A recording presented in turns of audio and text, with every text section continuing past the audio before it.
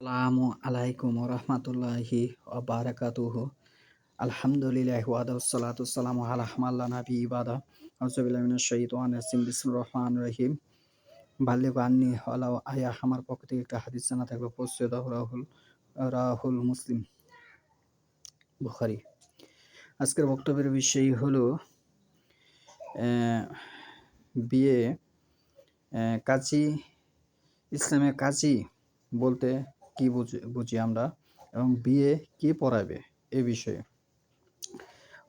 সহিহুল বুখারী শরীফ ৫৫ নম্বর খণ্ড ৫ নম্বর খণ্ড।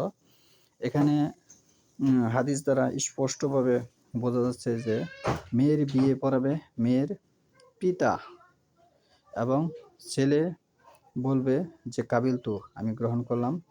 মেয়ের পক্ষে মেয়ের পক্ষে একজন, ছেলের পক্ষে একজন, দুজন সাক্ষী হলেই বিয়ে কোরআন সুন্নাহ মতো সহিহ হবে।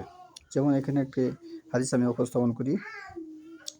এই যে পর্ব ৬৭ অধ্যায় ৪৫, যদি কোনো বিয়ে প্রার্থী পুরুষ অভিভাবককে বলে অমুক মেয়েকে আমার কাছে বিয়ে দিন এবং মেয়ের অভিভাবক বলে তাকে এত মোহরের বিনিময়ে তোমার সঙ্গে বিয়ে দিলাম, তাহলে এই বিয়ে বৈধ হবে যদিও সে মেয়ের কাছে জিজ্ঞাসা না করে তুমি কি রাজি আছো, তুমি কি কবুল করেছ, আউ কাবিল তো।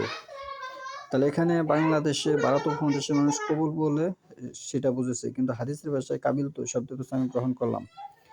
তাহলে লামিয়া কুল লিজাউজি আরাজিতা আউ কাবিলতা। তাহলে এখানে হাদিস দ্বারা স্পষ্টভাবে প্রমাণিত হয় যে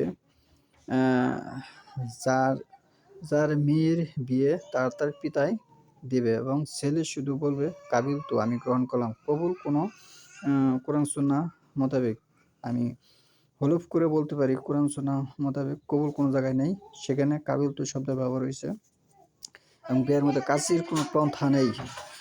যার মেয়ের পিতাই তার মেয়েকে বিয়ে দিতে পড়াতে পারবে, কিন্তু সরকারি আইন অনুযায়ী বর্তমানে যে প্রথা প্রচলিত হয়েছে সেটা কোরআন সুন্নাহর সাথে মিলছে না, কিন্তু সরকারি আইন তো মানতে বাধ্য। সেই হিসেবে আপনি একটি মাধ্যম গ্রহণ করতে পারেন, কিন্তু বিয়ে পড়ানোর বিষয়টা তার বাবাই পড়ে দিতে পারবে দুজন সাক্ষী রেখে। এবং সে মেয়ের বাবা ছেলেকে বলবে আমি তোমার কাছে আমার মেয়ে বিয়ে দিলাম, এবং ছেলে পক্ষ বলবে কাবিল তো, আমি গ্রহণ করলাম।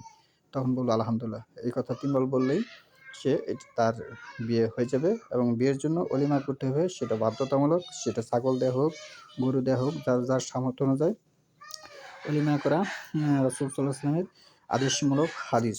অলিমা করতে হবে, সে করতে বলেছে, এরকম অসংখ্য হাদিস আছে অলিমা করার জন্য।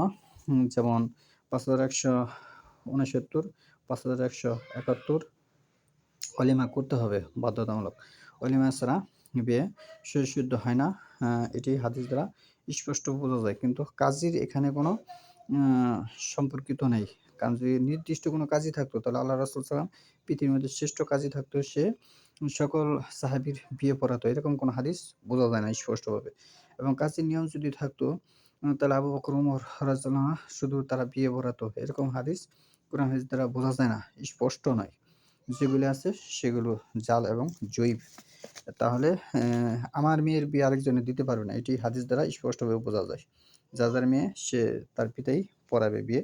কিন্তু কোর্টের আইন অনুযায়ী আপনি সরকারি আইন প্রথা সেটা আপনি মানতে পারেন, তাতে সমস্যা নেই। কিন্তু বিয়ে তার বাবাই পড়ে দিতে পারবে, এটি সহিহ হাদিস দ্বারা সাব্যস্ত।